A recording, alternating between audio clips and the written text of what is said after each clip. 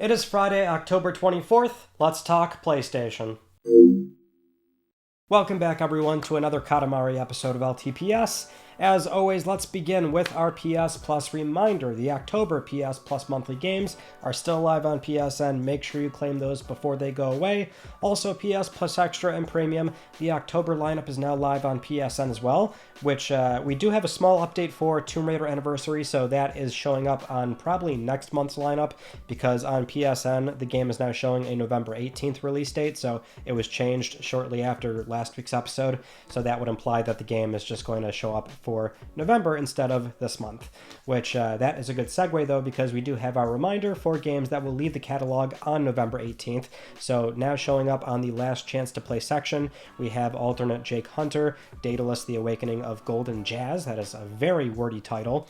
Also Battlefield 5, Digimon Survive, you've got Like a Dragon on there. Snaps is one of my favorite PSVR2 games. I played that for 30 Platinums Part 3, and well, that's one of like 3 other PSVR2 games that are like still remaining on PS Plus Premium, so that benefit is almost completely gone now at this point, but I do recommend, if you've not played Snaps just yet, check it out. It makes you feel like a cool spy agent. Always love those games where there's a lot of, if you've got like a good play area, you can just feel like a crazy, shoot, run and gun type of guy. It's a really fun, really avant-garde sort of game too. Similar to Super Hot if you've played that one before as well. But yeah, Synapse is going to be leaving soon, so play those games before they go away. Anyway, moving on to our first news story, we have a new PS5 system software update, this one being 25.07, 12.20, and this one does have some features, I guess, kind of, for a very particular use case. What you can now do is digitally check serial numbers.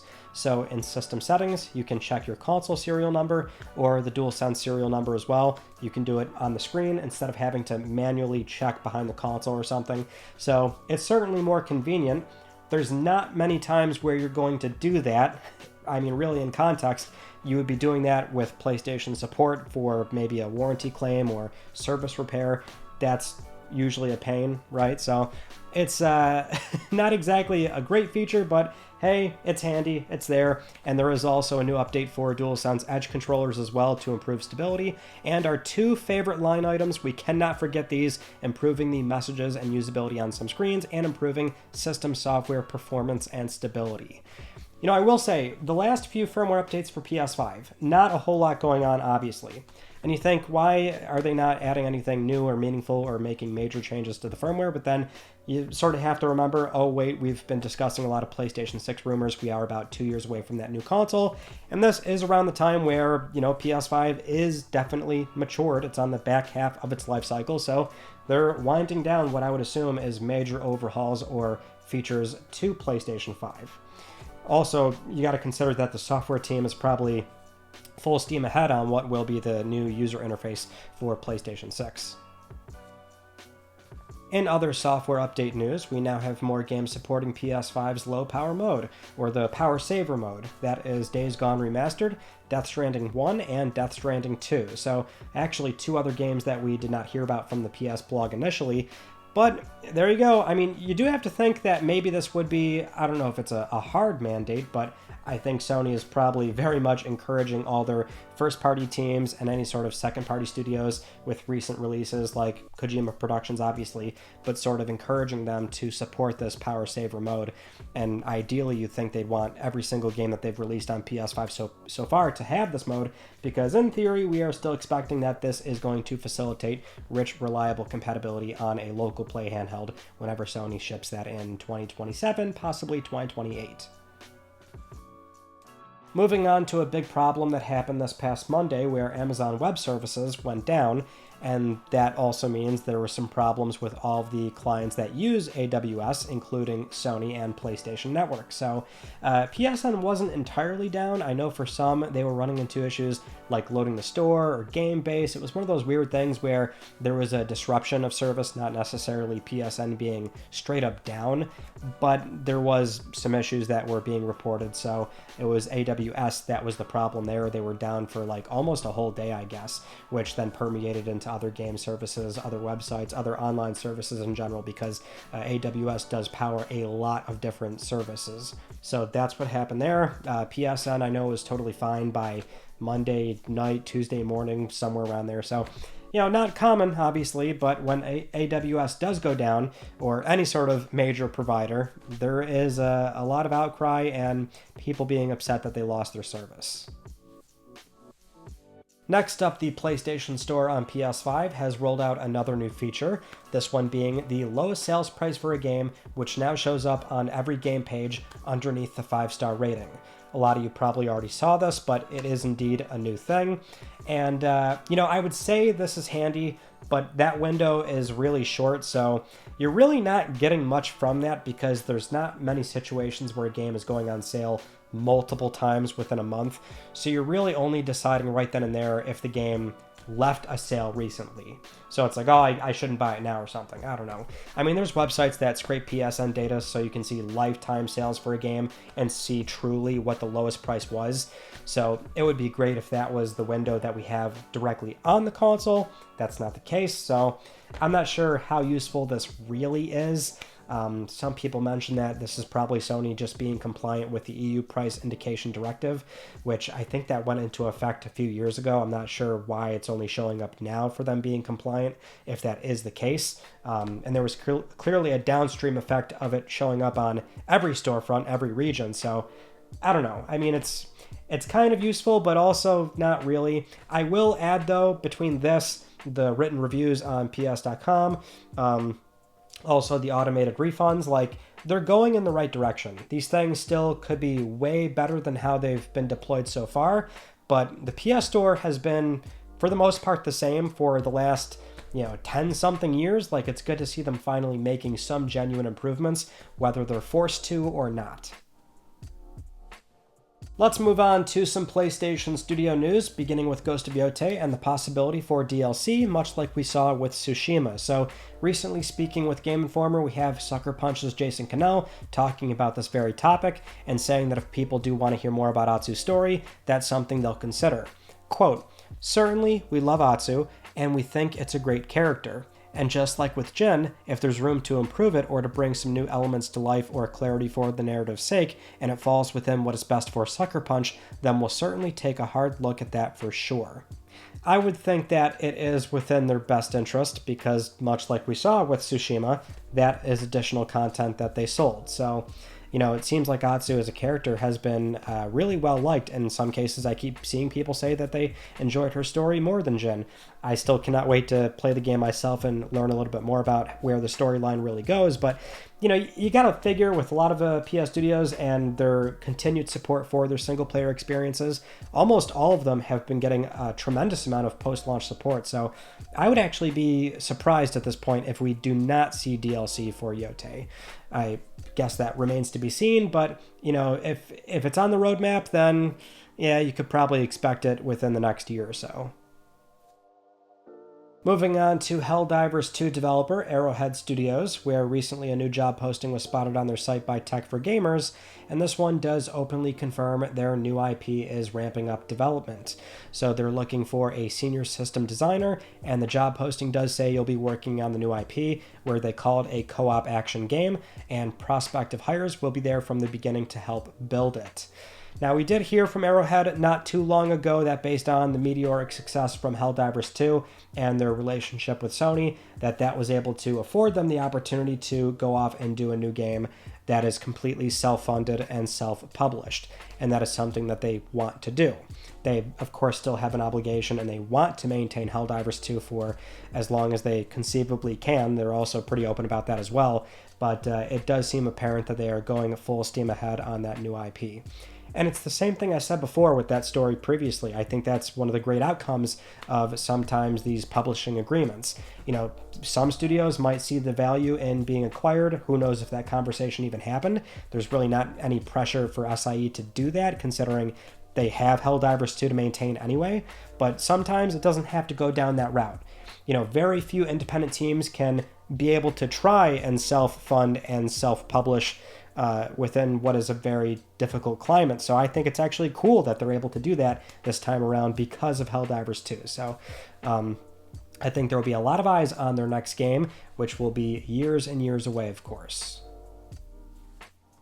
Now let's get into some hardware news, where if you remember, we had a report about 2-3 weeks back about that new PS5 Pro model coming in, and PPE.pl had mentioned this new console would use about 3-4% less power, and they also mentioned a new DualSense version 3 is what they called it, would have a removable battery.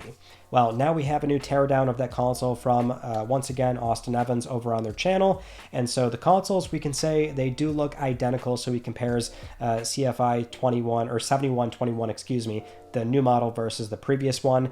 It does exterior-wise look the exact same. They didn't make any change to that glossy black trim. The inside is also incredibly similar. The one thing they did change was the fan shroud. That went from the metal to plastic like the PS5 Slim. Overall, they got the weight down about 90 grams, so that is obviously helping with Sony's bottom line and shipping. And it turns out that it does indeed use about 3% less power, much like the report did mention.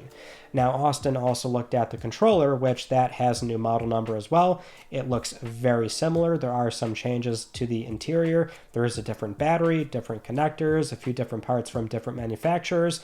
But of course, the battery is not removable, so for the time being, it seems like that story or that part of the report did not pan out. So who knows what's going on there? I mean, that's sort of what I was getting into with that previous rumor, was that, okay, like that'll be really interesting, is that them being compliant, because I would have thought that this compliancy with the EU regulation that's coming in, there's already like, they're exempt from that, because this is a device that really fits in that gray area of, it is user accessible because you don't really need any sort of special proprietary tools. And that's really what that regulation is demanding, is that devices that need those things need to be user accessible. So I guess that's where we are right now, unless there is another updated DualSense coming in very soon. But for now, it seems like that is not the case.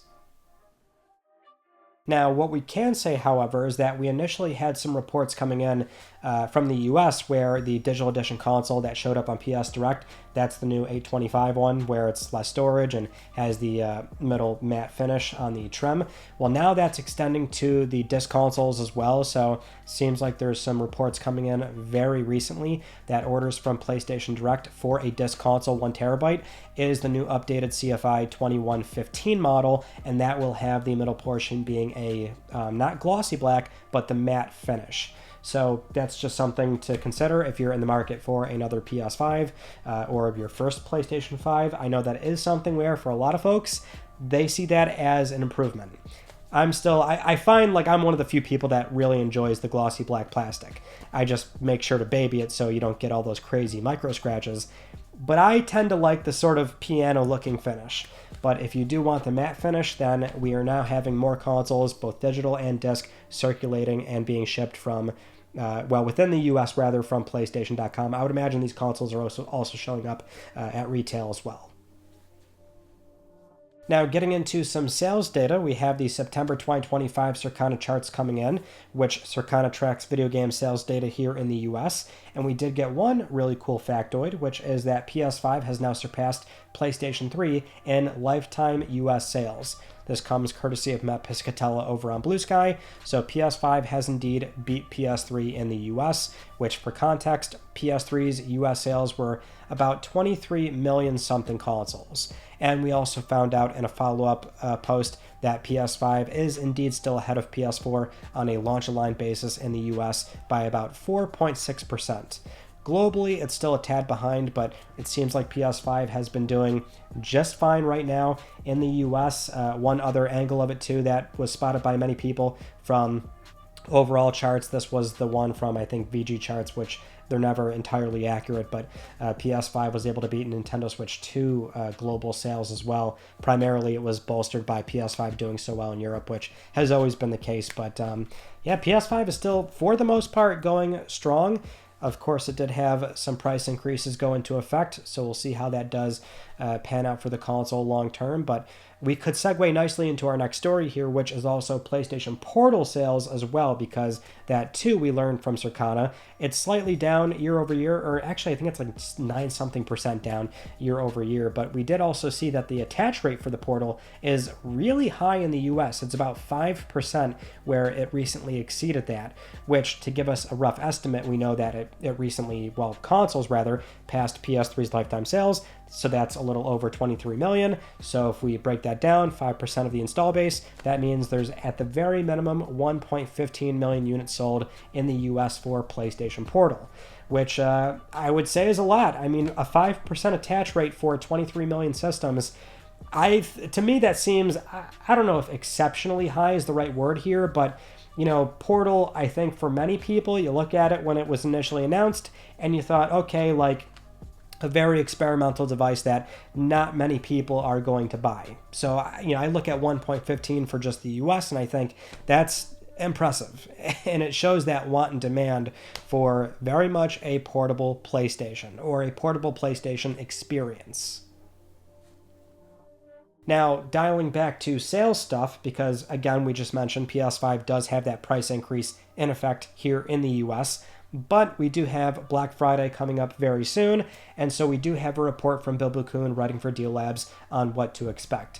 Right now, they only have this information for a disc console in the US, but it will be another Fortnite bundle. It includes Fortnite cosmetics and 1,000 V-Bucks for $450. So that would, based on the current MSRP, represent a $100 discount.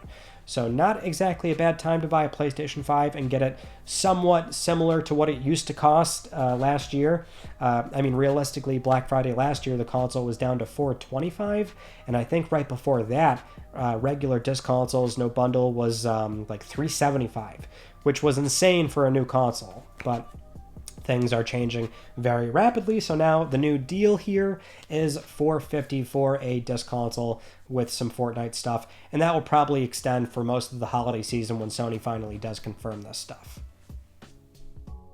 Moving on to Team Asobi's Nicolas Duché, where he was recently speaking with Christopher Dring over at The Game Business and talking about, well, the studio, the game, their success, but they also got onto the topic of the current gen of consoles, PlayStation 5, and how they were really sort of leading that space for the DualSense haptics and triggers. And he really talked up those elements of PS5, not only the DualSense, but also the SSD, saying, quote, "When you put graphics side by side between an end-of-life cycle PS4 game and early cycle PS5 game, you could argue to an untrained eye that it's hard to see the difference. When you've gone through that process, you get to appreciate the changes.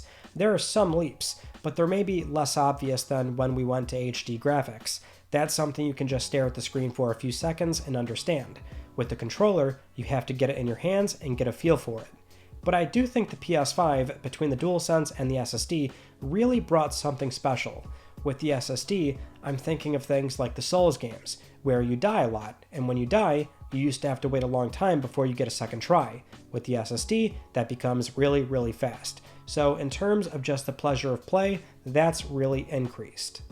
Now, we do have some very similar words here from Shuhei Yoshida on a separate interview that happened this past week on the Friends Per Second podcast, so we'll just segue into that story because he was also asked directly about how he feels about the current generation of consoles and also what that next cycle will look like. So he did say that PlayStation is the most interesting and that they always increase power, but with Moore's Law leveling off, Sony can't keep increasing power. He said, even himself, he can't really notice things like ray traced or not, higher and higher frame rates, unless they're side by side.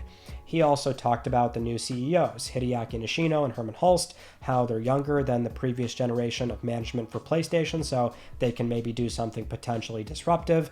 But speaking on what Sony can do for PS6, he does deflect a little bit here by saying how much he's enjoyed PlayStation 5, and so he calls the SSD a miracle for making almost every game better. And I would agree. I mean, that's something we talk about somewhat often here, and I've always been very vocal about this console cycle, just in that I know it's very easy to be cynical in a myriad of ways, especially for the game output, but that was even a topic from last week where it's like, it depends on how you frame it. Studio by studio thing, sure, some teams are on a 7-8 year drought, but also accounting for the entire industry, there's just so many quality games coming out on a very consistent basis. So there's like so many things to play, but at the same time, it depends on the publisher. So it's tough to frame it that way, right? But anyway, to circle back to the main point, when the console cycle kicked off, I'm like, this is perhaps one of the best ways to kick off a console cycle, and that almost immediately every game is better because visually, yeah, there's maybe not nearly as much there, but you were still getting on a regular basis 60 FPS, that's one, but it was the sensory experiences of the DualSense. You had the haptics triggers, 3D audio, and that's Sony openly acknowledging. When those are key principles of the console, that's Sony acknowledging, even in 2020, that we've sort of plateaued in that respect, right? But having those things there day one, I thought was excellent. And then the SSD did just immediately make every single game much easier to enjoy because things were loading incredibly fast. And it's still a pain point when I go back and play PS4 games, or I play older games pretty regularly. And it's annoying when I'm sitting here waiting for a PS2 level to load from like a memory card video or something, right? Like, we really did have some quality of life improvements that I think just are really underappreciated. But having said that, that's what we can see going into PlayStation 6. I mean, I know recently they've spent a lot of time openly talking with AMD about this Amethyst partnership, ML, ray tracing, path tracing, and don't get me wrong, those things I think are still very important elements, and I'm fascinated to see what we could see in that respect, because I still find PS6 will be able to visually identify itself away from PlayStation 5, but I'm also like I don't want to downplay the idea of I cannot wait to see a next-gen DualSense. I can't wait to see any sort of improvements we see for the SSD and memory bandwidth and how that could potentially make PS6 boot up even faster, launch games even faster than what we're seeing right now. There's still all these other ways that they can bring the console just a little bit forward when we think about what next-gen can really offer in this world of people looking at PS5 going, I'm not really in a rush for PS6. It's on Sony's end to make a compelling product, and I think there's still avenues to explore there, and that is the SSD, that's the DualSense, that's 3D audio. These sensory experiences that I found in 2020 made the difference, and they could potentially make a bigger difference in 2027. Now, in other next-gen news, we did hear more from the Xbox side of things as far as what their hardware will look like. And I think we were all expecting this, but now Microsoft themselves are saying it very openly, where recently the president of Xbox, Sarah Bond, was speaking with Mashable about the ROG Xbox Ally X, and she did give us some insight into their next-gen plan, saying, quote, "The next-gen console will be a very premium and high-end curated experience. You're starting to see some of the thinking we have in this handheld, that would be the ROG, but I don't want to give it all away." Now, the ROG Xbox Ally X is $1,000. That is a very low volume, premium, nice feeling handheld.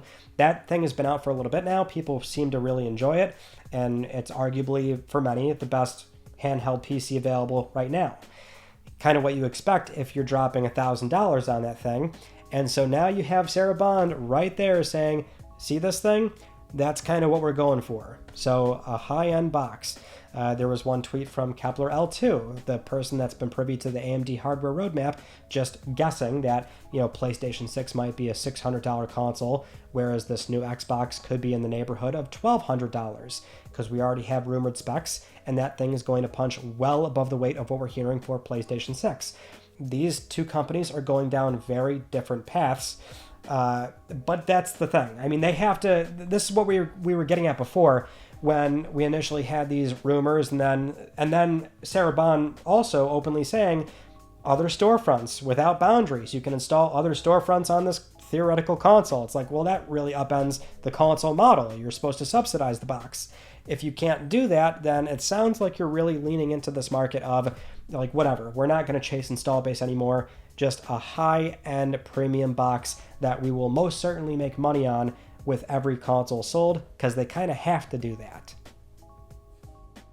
Now that too is a good segue into our next news story, which is this new Bloomberg report from Dina Bass and also Jason Schreier about how it's the Microsoft CFO, Amy Hood, who is applying a lot of pressure to Xbox, and that's why they're doing the things that they've been doing. Not exactly surprising, but we are hearing that the CFO has been asking the Xbox division to hit an accountability margin, that's what they're calling it, of 30%, which 30% is pretty high from the entire division.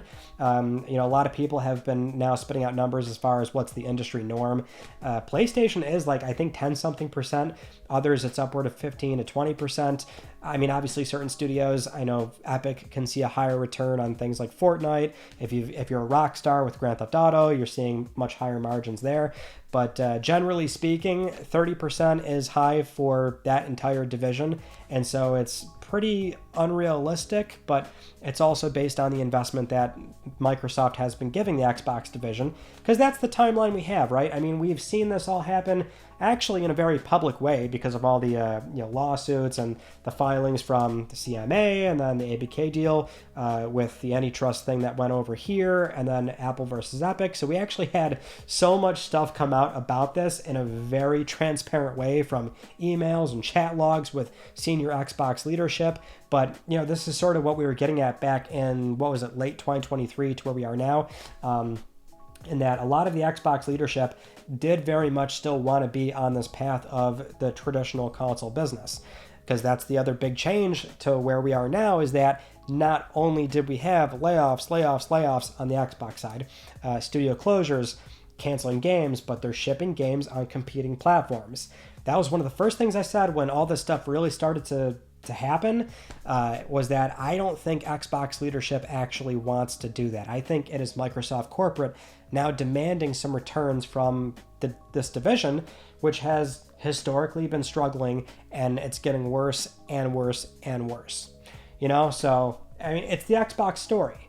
But I mean, the one thing that I think does tend to get lost here is that I always thought, I don't think they actually want to do this. Ship games on PlayStation. I mean, they're still, I don't want to say it's like a console war thing, but they do take there's a sense of pride in trying to beat PlayStation. I mean, there's tons of stories behind the scenes of platform wars, and they do tend to be a very real thing behind the scenes for the corporate side. So I don't think they ever wanted to do these things, and it's probably the CFO that is really laying down some extreme pressure, almost to a fault, because 30% would be extremely hard to hit, especially with where they are now. So it's wild to see unfold, and there's probably some just amazing stories that we have to wait quite a long time to get, similar to like when a Peter Moore left Microsoft, and then you started getting all those cool stories about the PS3 and 360 days. I don't want to say it in this way, but like, I cannot wait to see a Phil Spencer or Sarah Bond that is post Xbox life, and maybe they can really talk about what was going on and just really say how they were feeling at that time. Now, having said all that, there is one other thing we need to mention from the Bloomberg report, which is that Xbox will apparently announce a new Halo game later this week, which that was days ago. Today is Friday. Later today is the Halo World Championship.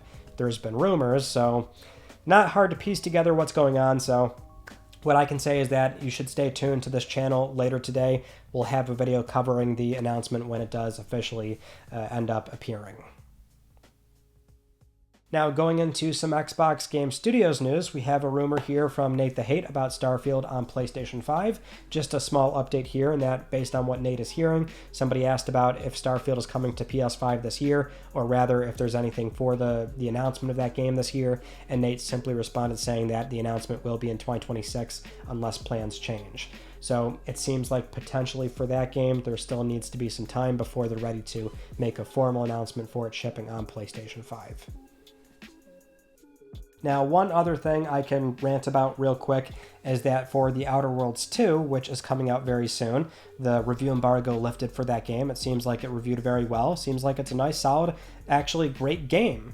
But if you want to buy the physical copy, we knew that it would require online because the tag was already listed on the box art. But now we have some testing done, and there's only 1.3 gigs on the disc. An absolute embarrassment for a game that is upwards of 80 something gigs, so it could fit on a full 100 gigabyte PS5 disc. But of course they're not doing that, and this is not even a scenario where, oh, it's a matter of it got way too close to the deadline, because that's actually often the case with a lot of, sort of poor physical releases, and that typically there is still a really full build that is available day one, but the gray area that gets really annoying is it's an unstable build. You really need that day one patch, and that's where oftentimes it could really be chalked up to it got really close to the deadline, and that's what they were able to ship in time. When it's only 1.3 gigs, it's just egregious, and there's no excuse for it. It's ridiculous, and it's flat out embarrassing that you're only putting 1 gigabyte of data on the disk. There's nothing on there. Put something on it at the very least. It was a conscious decision to avoid putting a gold master on the disc, and that is what is just embarrassing. I find it's embarrassing, and also just an egregious example of not caring at all about those that are willing to spend money on the game. Moving on to more news for Final Fantasy VII Remake Part 3, where we have yet again the director for Rebirth, Naoki Yamaguchi, saying more things in recent press interviews. So recently speaking with WCCF Tech, he did reveal that for Rebirth, they did have DLC plans for that game, but they decided against that to focus on the third entry instead. But they did also say they're actively considering DLC or even another full title after the conclusion of the trilogy. And we also saw from a Screen Rant conversation that they were discussing how they were trying to strike the balance of the story arc and what they have left over, and how they need to spread that out to make the third entry feel more concise, and even responding to player feedback based on Rebirth, in that for the pacing and the padding of content, some players feel that there's a lot there and it's unevenly distributed throughout the game. And he even went out of his way to say that he disagrees with that assessment. And I guess his argument there is that, a lot of players nowadays sort of want that urgency of maybe putting something down, moving on to the next game, because there's so many things coming out. But he personally feels that that's not true, which, he's the director, so he's going to try and defend his baby. But sometimes it's nice to have that acknowledgement, but it seems like he's just being fair as far as what he feels, because I think that is an accurate assessment. If you were to Gold Path Rebirth, it's not nearly as long, obviously, but if you sort of put yourself in a position where you're doing everything, and Lord knows I've been in the middle of doing it for months now, there is a lot there, so that's one element to consider. But concise story, doing a lot for Rebirth, maybe doing more DLC or another entry after the third entry. I'm sure these are all things that they're always thinking about and considering. It's just more a matter of if they will end up doing it. The thing is, it's Square, so I almost feel like that's a given. Maybe another full entry, though. That would be maybe not entirely surprising, but, if the demand is there and they've just got so many assets built already, I'm sure they'll try and find a way to justify another game, maybe focusing on a different character, a different story. Very similar to maybe like a smaller AA-style budget for, something with what we saw with Yuffie. I actually would not be opposed to that after the third entry. Moving on to some PlayStation Productions news. We did miss this right near the end of last week, where there was some new information coming out of the court filings from Sony with their response to the Tencent dismissal filings. So one thing that was mentioned was the Horizon movie, where they have plans to make that movie in 2026. We'll start shooting it in 2026 and release it in 2027. They did reveal that for the Horizon movie, it's well underway with the working script, and right now they're actively looking for a director. And so that was part of the filings, because that's something that is on the roadmap for the Horizon franchise.